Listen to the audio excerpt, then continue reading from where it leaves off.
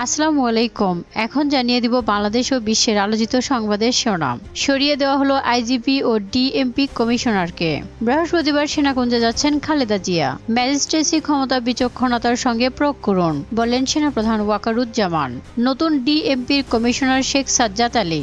ঢাকা মহানগর পুলিশের DMP commissioner হিসেবে নিয়োগ দেওয়া হয়েছে শেখ সাজ্জাদ আলীকে। সেই সঙ্গে এই দায়িত্ব থেকে মোহাম্মদ মাইনুল হাসানকে পুলিশ সদর দপ্তরে সংযুক্ত করা হয়েছে।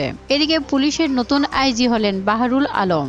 বাংলাদেশ পুলিশের নতুন মহাপরিদর্শক বা আইজিপি হিসেবে নিয়োগ পেয়েছেন বাহারুল আলম। বুধবার সন্ধ্যায় রাজধানীর ফরেন সার্ভিস একাডেমিতে সাংবাদিকদের ব্রিফিংয়ে নতুন আইজিপি নিয়োগের কথা জানায় স্থানীয় সরকার উপদেষ্টা আসিফ মাহমুদ সজীব ভুইয়া। এদিকে ব্রিটেনের স্টর্ম শ্যাডো মিসাইল ব্যবহার করে প্রথমবারের মতো রাশিয়ার অভ্যন্তরে হামলা। ইউক্রেনকে ল্যান্ডমাইন সরবরাহ করতে সম্মত হয়েছে জো বাইডেন।